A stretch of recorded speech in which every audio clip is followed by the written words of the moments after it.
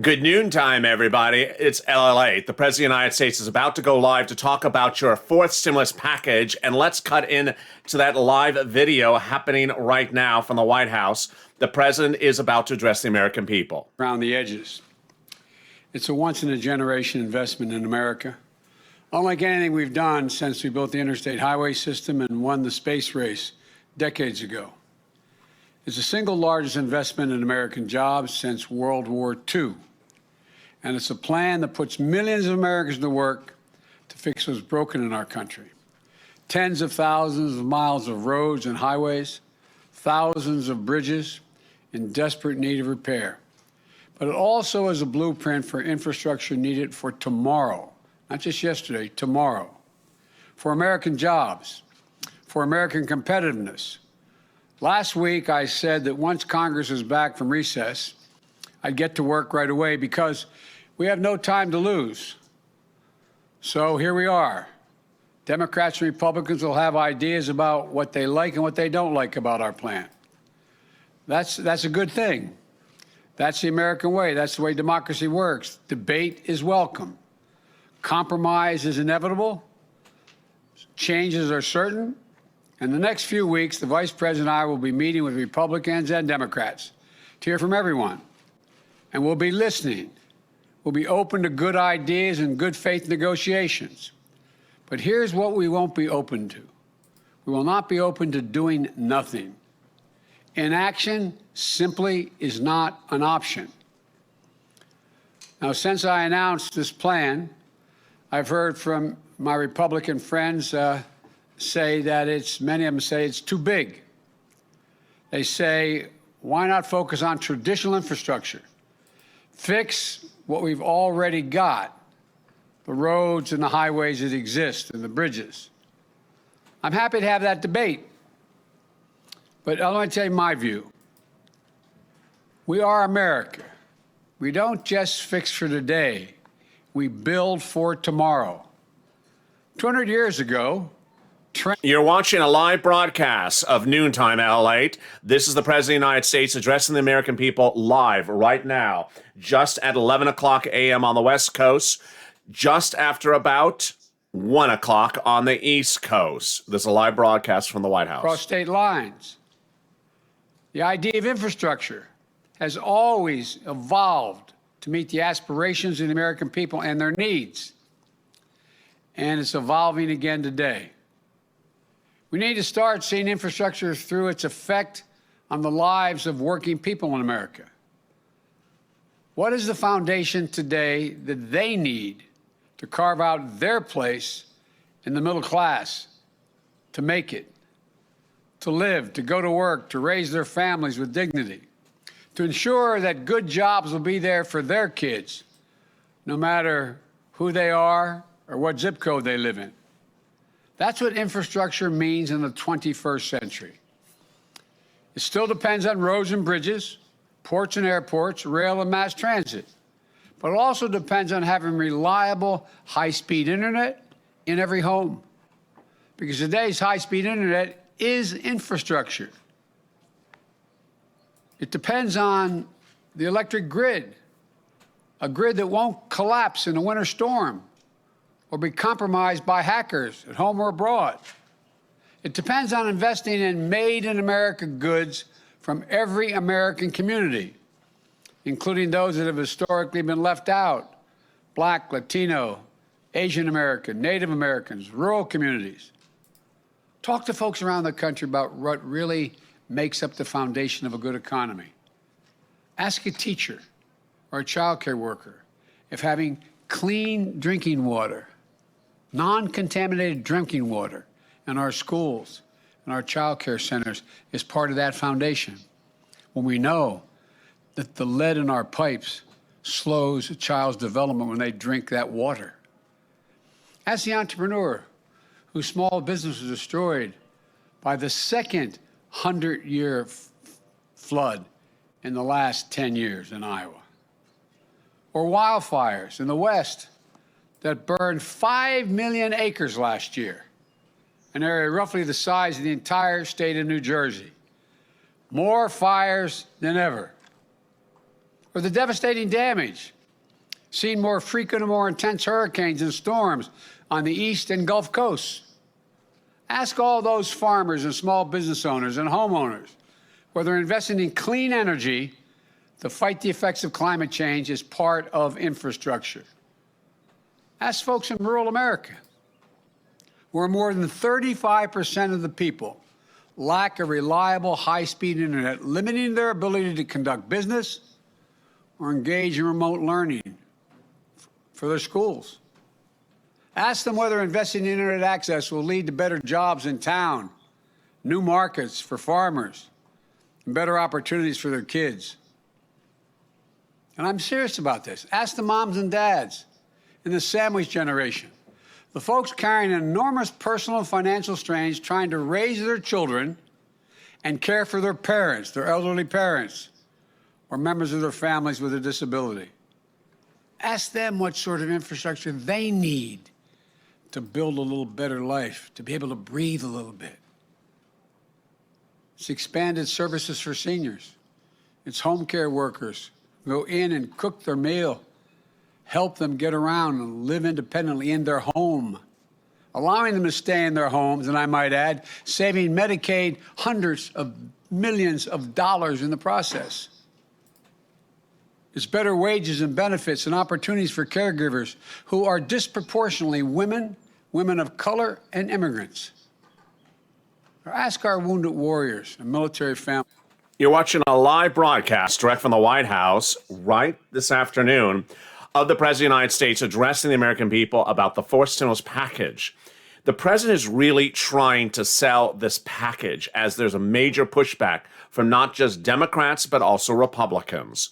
And this is the latest push by the president nearly twice per day now about the forced stimulus package. Let's listen in. My daughter makes that call to the VA hospital. Dad needs help. We have to bring him in.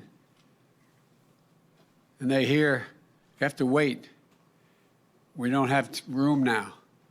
Come back, call me back in 8 days, 10 days, 12 days. Look at the more suicides in the military and people getting shot.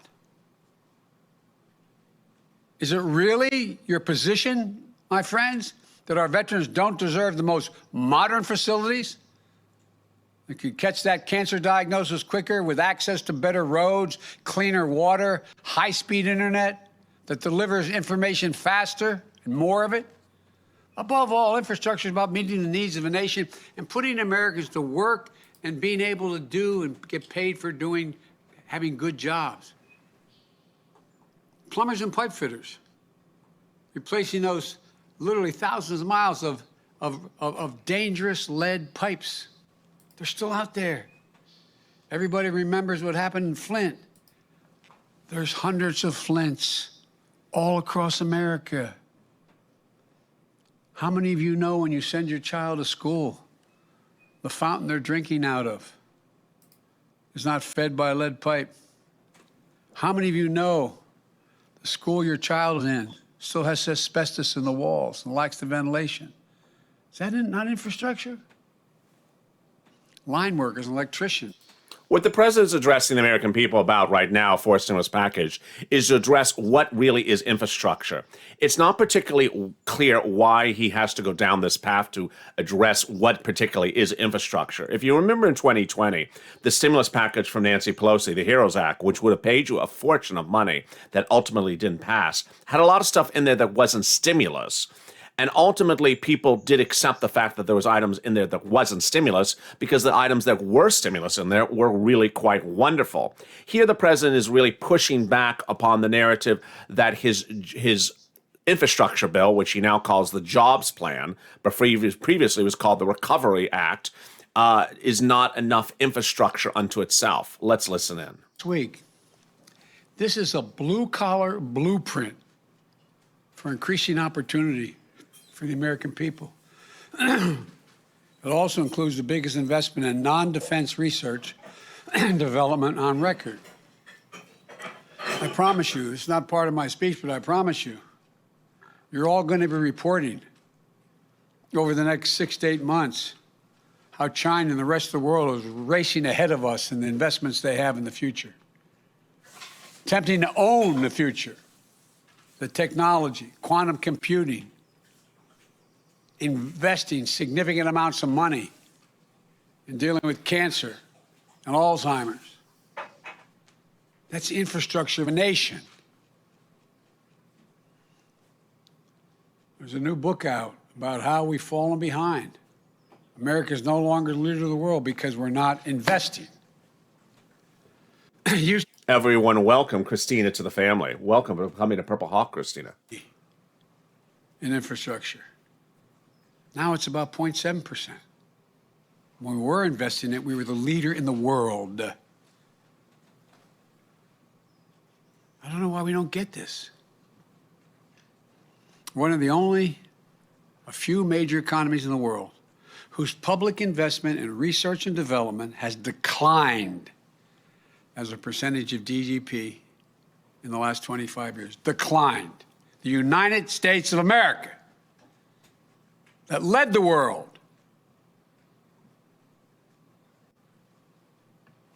Why does this matter? Investing in research and development helped lead to lithium batteries, LED technology, the internet itself. It helped lead to vaccine breakthroughs that are helping us beat COVID-19, to the Human Genome Project, which has led to breakthroughs in how we understand and fight cancer and other diseases. Government, meaning the taxpayers, funded this research. Government. When we stop investing in research, we stop investing in the jobs of the future, and we give up leading the world. When we do invest in research, what we're really doing is raising the bar on what we can imagine. Imagine a world where you and your family can travel coast to coast without a single tank of gas, or in a high-speed train, close to as fast as you can go across the country in a plane. Imagine your children growing up to work in innovation, good-paying jobs in fields that haven't even been invented yet, like the parents of every computer programmer, every graphic designer, every renewable energy worker once did, imagined.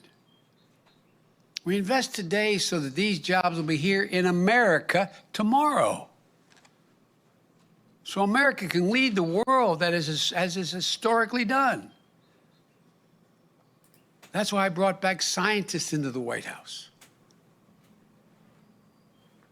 We need to think. Look, do we think the rest of the world is waiting around? We're not going to make those kind of investments the rest of the world is saying. Take a look. Do you think China is waiting around to invest in this digital infrastructure or in research and development? I promise you, they are not waiting. But they're counting on American democracy to be too slow, too limited, and too divided to keep pace. You've heard me say it before.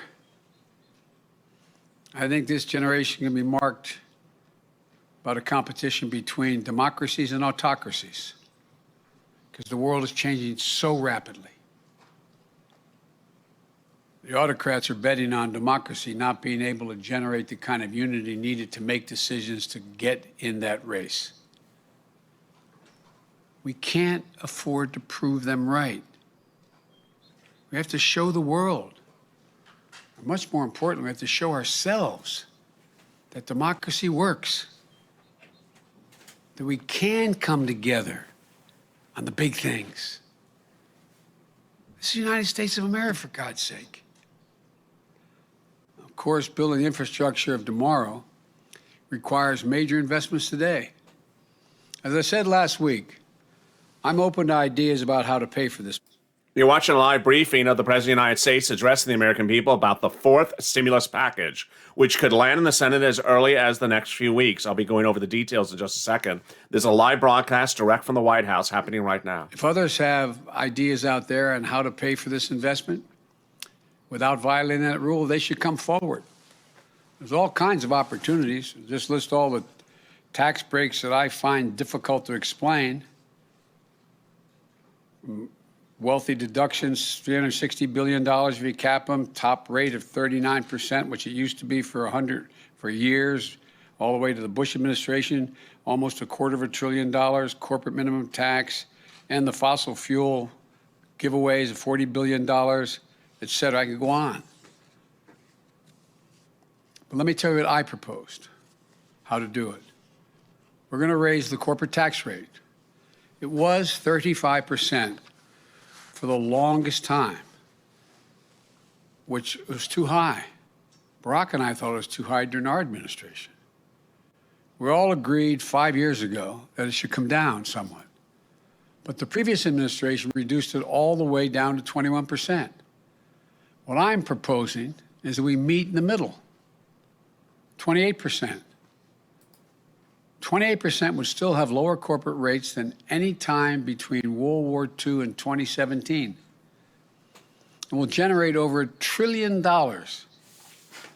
in taxes over 15 years.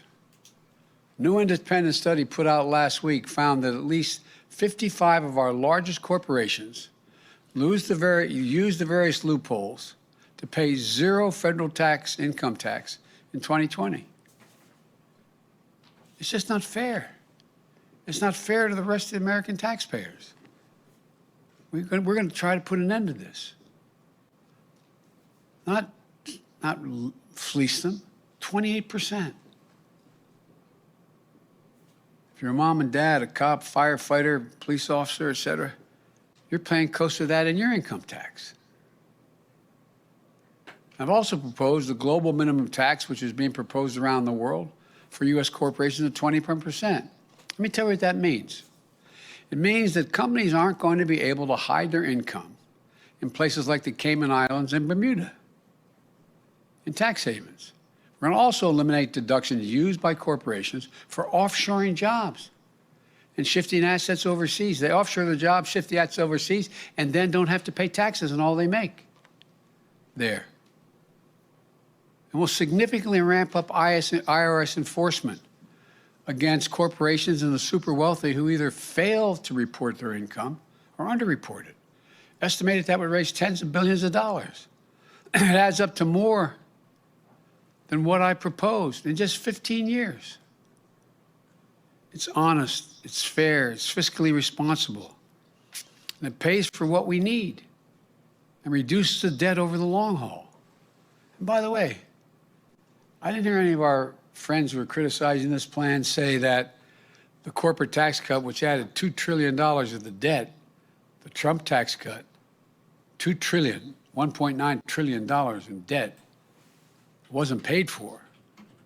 The vast majority of which went to the top 1% of the wage earners. I didn't hear anybody hollering in this recovery, the so-called before I became president, this K-shaped recovery, where billionaires made $300 billion more during this period. Where's the outrage there? I'm not trying to punish anybody, but damn it. Maybe it's because I come from a middle-class neighborhood. I'm sick and tired of ordinary people being fleeced. Let me close by saying this. Whatever partisan divisions there are around other issues, there don't have to be around this one. The divisions of the moment shouldn't stop us from doing the right thing for the future. These aren't Republican bridges, Democratic airports, Republican hospitals, or Democratic power grid. Think of the Transcontinental Railroad, the interstate highway system, or the space race. We're one nation, united and connected. As I said last week, I'm going to bring Republicans to the White House. I invite them to come. We'll have good faith negotiations, and any Republican who wants to get this done, I invite them. We have to get these things done. We're at an inflection point in American democracy. This is a moment where we prove whether or not democracy can deliver, whether it can lay the foundation for an economy built from the bottom up and the middle out, not trickle-down economics from the very top, whether it can lay a good foundation for good jobs in the 21st century economy. I tell the kids, the young people who work for me, told my kids, when I go on college campuses, they're going to see more change in the next 10 years than we've seen in the last 50 years. We're going to talk about commercial aircraft flying at subsonic speeds, supersonic speeds. Be able to figuratively, if we decided to do it, traverse the world in about an hour, travel 21,000 miles an hour. So much is changing. We have got to lead it. I believe democracy can come through when the American people come together. We saw it in the American Rescue Plan. We're seeing it with the Jobs Plan. The American Rescue Plan, which got so badly criticized, how many of my Republican colleagues you've seen gone on your stations or your newspapers and say, boy, people in my state really like it? Because it would be improper, I haven't asked permission. The number of Republicans and Democrats who were hesitant have called me saying, God, this really works. Overwhelming majority of the American people, Democrats, Republicans, Independents, support infrastructure investments that meets the moment. So I urge the Congress, listen to your constituents, and together we can lay a foundation for an economy that works for everyone and allows America to remain the world leader. When we do that, I believe, as I said last week, that in 50 years from now, when people look back, they'll say, this was the moment together that we won America's future. I really believe that. Thank you all. May God bless you, and may God protect our troops. Thank you. Mr. President, are you willing to go lower than the 28% corporate tax rate? I'm willing to listen to that. I'm wide open to, but we got to pay for this. We got to pay. There's many other ways we can do it, but I'm willing to negotiate that. I've come forward the best, most rational way, in my view, the fairest way to pay for it. But there are many other ways as well, and I'm open. Will you have failed on your promise of bipartisanship if you don't get Republicans on board with this plan? Your first plan passed along party lines. Look, what I said was I would try to work with my friends on the other side. There are things we're working on together, some of which we passed and some we will pass. But the last plan, I laid out what was available, what I was suggesting, and how I deal with it. And a bipartisan group came to see me. And then the Republican group came to see me. And they started off at $600 billion, and that was it.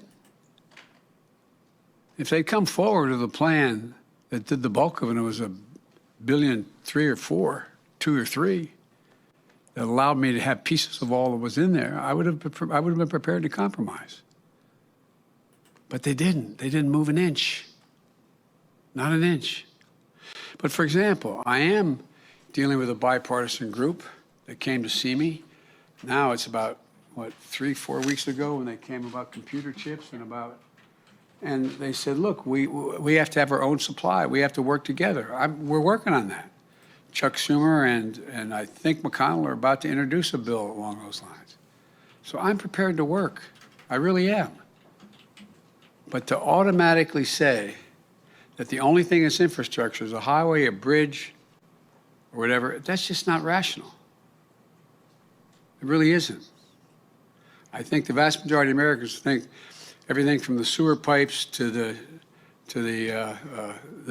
sewer facilities to the water pipes, I think they're infrastructure. Anyway, thank you all so very much. Thank you for joining me for a live broadcast of the President of the United States addressing the American people about the fourth stimulus package. I saw your incredible questions when you actually wrote the questions. as opposed to that one person that wouldn't write the question, asked me to guess what the question was. I saw your incredible questions during the commercial break.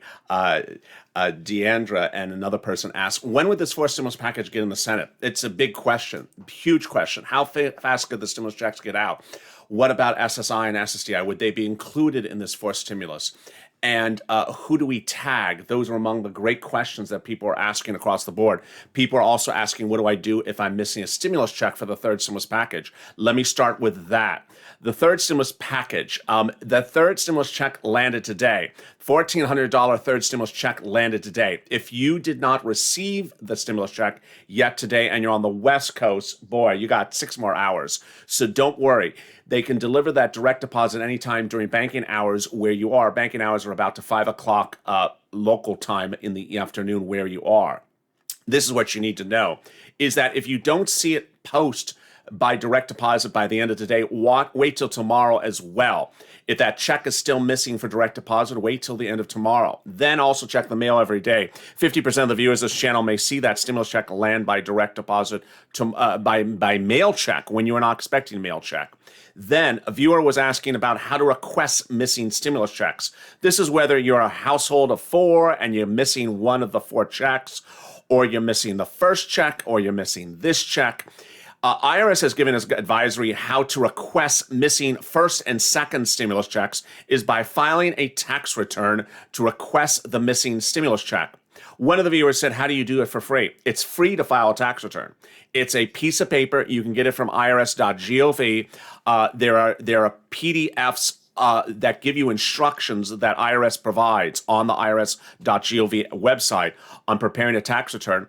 Also, there's a lot of wonderful online websites that provide free guidance on filling a tax return. Ultimately, there's only one line that is at issue. One line for requesting a stimulus check. You just have to get that one line correct. And then your name and address are the big issues if that's all that you're using the tax return for. And as to the missing third stimulus check, whether it's yours or a member of the household, wait for guidance because that guidance is still coming in. Then finally, I've actually had nearly a dozen viewers get an extra stimulus check today. They said, I don't know what to do with that missing stimulus check. I don't know what to do with it either yet. If you got an extra stimulus check, really surprising. Then for those mail checks, if you are a mail check person, don't worry, it's late. March 26 checks at about 10 days. The April 2nd to 5th checks at about 10 days. And then finally, the April 9th checks at about 10 days as well. Let me cut now to fourth stimulus. A lot of viewers were asking when, how, where, and similar questions like that. All great questions. This is what you need to know. On Monday, first let's say how. How? Reconciliation. You only want this bill to go by reconciliation. Now, you and I obviously know that this channel loves bipartisanship. This bill, you don't want it to go by bipartisanship because no Republican wants to give you a penny of a stimulus check, let alone a multiple stimulus checks, a stimulus check every year, every month. So you don't want this bill to go by reconciliation. Second, on the how is the manner. You wanted to go by reconciliation as soon as possible. This tees up the when. You want this bill to go out soon. Why? For a few reasons. Number one, every month is a stimulus check. That's obvious. Number two, the economy is booming. The economy is booming. And those Democrats that want to give you multiple stimulus checks may get cold feet if the jobs that are missing now, 8 million of them, are restored in 4 months. You don't want the bill to land to them in 6 months or 7 months. You want the bill to land to them in 3 months or 2 months so they get the bill out the door before the jobs are restored. Here's what's important to understand is the president is not an economist. He doesn't know how fast this economy is going to rebound. And a new report out from Jamie Dimon, head of Morgan Stanley, head of JP Morgan today, said that this economy is on fire. I have the little doubt that with excess savings, new stimulus savings and huge deficit spending, more Q&E and a new potential infrastructure bill, a successful vaccine and euphoria around the pandemic, the U.S. economy will likely boom. This boom can literally continue into 2023. And if you look at the boom, it's indicated in the FANG stock rally today. Facebook, Amazon, Apple, Netflix, and Google have done well all throughout the week. At issue is when, and the when is the big one for a lot of reasons. You want the stimulus to land in the Senate when the economy is not rebounded. You don't want it back there when the economy is back to normal. 4 reference points. As an example, in California, Gavin Newsom yesterday announced the entire state of California will reopen 100%. No lockdowns, no restrictions, nothing in the month of June. Well, do you want a bill in the Senate in August? Imagine one of the largest economies in the country, California, is reopened in June. Imagine how many jobs are going to be restored in the month of June. You want the bill in the Senate as soon as possible. If the bill lands in the Senate in June and it went to law in June and the checks went out in July, then you would see a stimulus check every month of $2,000 or $1,400, example. That would provide you an enormous amount of money. And there you go. As someone just said, let's push it. Lynn Glenn, Purple Power. Let's do our job and push and get it out the door. Absolutely. Here is what you need to know is that the sooner they have the bill, the sooner it goes out the door. Who is qualified for those stimulus checks? The income qualification is the same as the third one. The income qualification is the same for the third one. The stimulus check will go to individuals, married couple, go for children and adult. And ultimately, the only 2 numbers we don't know so far are the following: the amount of the monthly check and also for the number of months that the stimulus check would go out. Those are the 2 issues that we don't know across the board. And ultimately, insiders believe that they're going to push for $1,400 or $2,000. Family of 4, $2,000, that's $8,000. That's where we are. And across the board, if you look at the map, I want you to understand where money's flowing and where money's not flowing. In the month of April, you're getting the third stimulus check today. Then the other money that's available for you now is the other items of third stimulus, which I'm going to fight for you to get over the next few days. It's for rent, utilities, food, and internet. I'll be here to answer your questions. Jamie has dropped a few times that she wants a question answered, but has never given me the question. So if you can kindly give me the question, Jamie, I'd answer it right on air. Next, for stimulus, you see the gap between April and June or July. There's a big gap between April and July. So it's important you get that third stimulus money as soon as possible. But here's what you need to know, is that during the press conference, the president had a few comments, and I have something to explain about each of his comments. First, the president started by talking about what is infrastructure and what is not infrastructure. I don't think the president should spend too much time trying to pitch the American people on what is and what isn't infrastructure. We all know what is infrastructure. What he's trying to dance around with is the issue of climate. Climate's not infrastructure. No one's going to believe it's infrastructure. It's climate. And if it's climate, admit that it's climate. Just say it's climate. I want to do climate. This sort of dancing around and calling climate infrastructure, no one buys it. Either own it and try to say I'm doing climate also, or move away from it. Next, the corporate tax rate. The corporate tax rate, his messaging on this has been contradictory every single day this week, and he really needs to choose a position. His position has been, we want to raise the corporate tax rate higher, but not too high. And then he says we want to raise the international tax rate and bring it down and raise it higher than what it is. And then he says that we want to ensure that businesses don't move overseas. Here's the message. Choose one item at issue, which is the corporate tax rate, and say why you're trying to fix the corporate tax rate.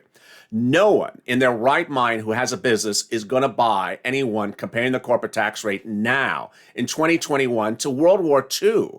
For the second time in 24 hours, the administration has compared the corporate tax rate to what was going on in World War II. This is not World War II. Talk about the Bush administration, Bush Jr., Obama, Trump now. Don't talk about 65 years ago, 75 years ago, 100 years ago. 2 days ago, the press secretary brought out a chart from the 1920s. What are we doing here? Talk about what we're dealing with in the last 30 years or 20 years, not 100 years back. Then he talked about choosing a number. He said we chose 28% because it's in between, and that Barack and him thought that during his administration, the rate was too high. That's actually quite great. I mean, why are we dwelling on the subject? Yesterday, Joe Manchin went over the detail of this, and he said, Joe Manchin says 33 was too high, as the president said today.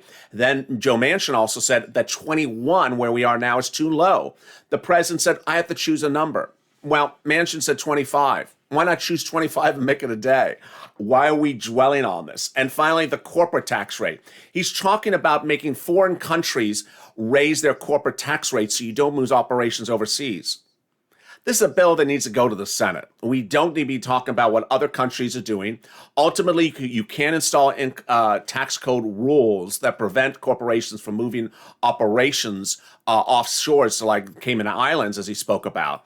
But what's important to understand is we need this bill to land as quickly as possible.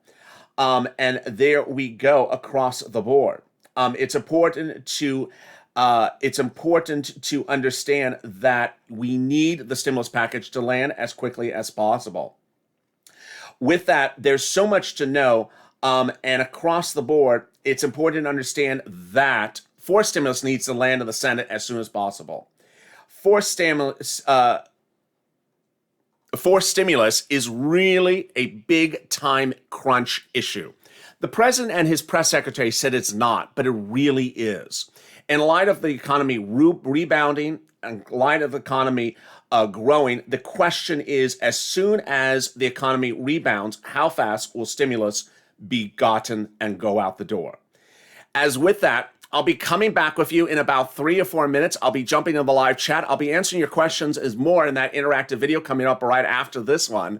And thank you for joining me on Noontime LALATE. If you've not subscribed, make sure you subscribe. Also, like this video. Thank you for joining me. You've been watching a live broadcast of the President of the United States briefing the American people on the fourth stimulus package. This is not the first, but the third video from the White House today. First, the Commerce Secretary went live, then the Press Secretary went live, and now the President went live. 3 videos in just 2 hours about the fourth stimulus package. And away we go. Stay informed, stay focused, keep on smiling, and stay with LA for more.